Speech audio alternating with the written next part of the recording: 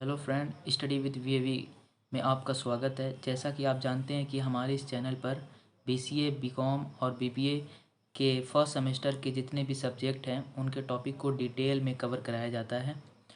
और अगर आपको नोट्स चाहिए तो हमारे इस चैनल पर नोट्स भी प्रोवाइड की जाती है। तो आज हम जो पढ़ेंगे वो प्रिंसिपल ऑफ मैनेजमेंट के सेकेंड यूनिट के टॉपिक को कवर करेंगे, फॉर्म ऑफ ऑर्गेनाइजेशन स्ट्रक्चर। तो आइए अब इसको देखते हैं कि what is form of organisation structure और इसका प्रोसेस क्या होता है। तो सबसे पहले आपके सामने ये सिंपल सा जो डायग्राम है, अगर एग्ज़ाम के पॉइंट ऑफ व्यू से ये डायग्राम आप बनाकर आ जाते हैं एग्ज़ाम में तो आपको काफ़ी अच्छे नंबर मिलने के चांसेस होते हैं। तो आइए वन बाय वन करके कवर करते हैं। फर्स्ट जो है वो है लाइन ऑर्गेनाइजेशन स्ट्रक्चर, जिसके दो टाइप होते हैं। फर्स्ट होता है प्योर लाइन ऑर्गेनाइजेशन, सेकेंड होता है डिपार्टमेंट लाइन ऑर्गेनाइजेशन। देन उसके बाद line and staff organisation structure. Then उसके बाद फंक्शनल ऑर्गेनाइजेशन स्ट्रक्चर, और उसके बाद product divisional organisation structure. And last है हमारा जियोग्राफिकल टेरिटरी ऑर्गेनाइजेशन स्ट्रक्चर। आइए अब हम इनको डिटेल में समझते हैं।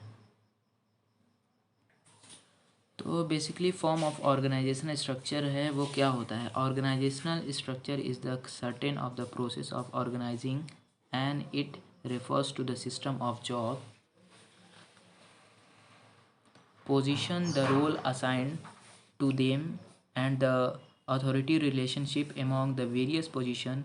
It shows the formal structure of an organization. It provides a basic for manager and other employees for performing their function.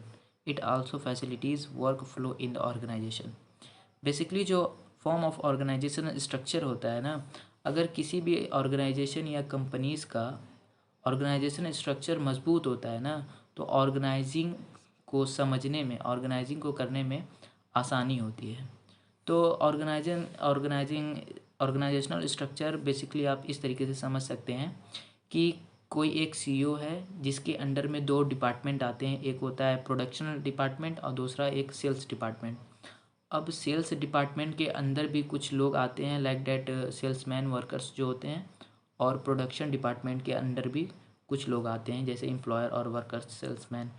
तो जो सीईओ है वो है बॉस है, वो इंस्ट्रक्शन देगा किसको, सेल्स डिपार्टमेंट को और प्रोडक्शन डिपार्टमेंट को।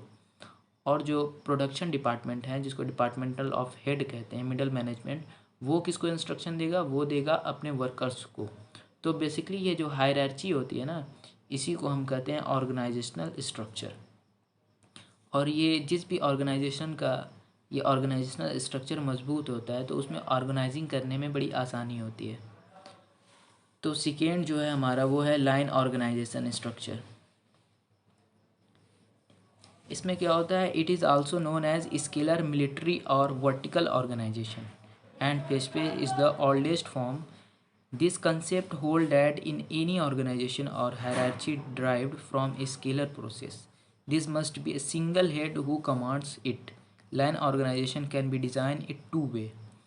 ये जो लाइन ऑर्गेनाइजेशन स्ट्रक्चर है ना, it known as also scalar military, इसको स्केलर मिलिट्री के नाम से भी जाना जाता है। बेसिकली ये जो ऑर्गेनाइजेशन स्ट्रक्चर है वो फॉलो किया जाता है आर्मी या मिलिट्री में फॉलो किया जाता है, और ये एक ट्रेडिशनली बहुत पुराना ऑर्गेनाइजेशनल स्ट्रक्चर है। तो इसमें क्या होता है कि एक सिंगल कमांड दी जाती है और उसी पे फॉलो किया जाता है। इसके दो टाइप होते हैं। फर्स्ट होता है कि हमारा pure line organisation. It means under this form similar activities are performed at a particular level. Such group of activities is self-contained unit and able to perform the assigned activities without the assistance or other. यानी इसका मतलब ये है कि ये एक simple and pure organisation line organisation है। इसमें क्या होता है ना कि एक सिंगल कमांड होता है और जो इंस्ट्रक्शन देता है और उसके नीचे जो डिपार्टमेंट होते हैं उनको फॉलो करते हैं। बेसिकली इसका यही मतलब होता है। और जो दूसरा है हमारे पास वो है डिपार्टमेंटल लाइन ऑर्गेनाइजेशन। इसका मतलब होता है under this form entire activities are divided into different departments on the basis of similarity of activities. Such department placed under one department superintendent.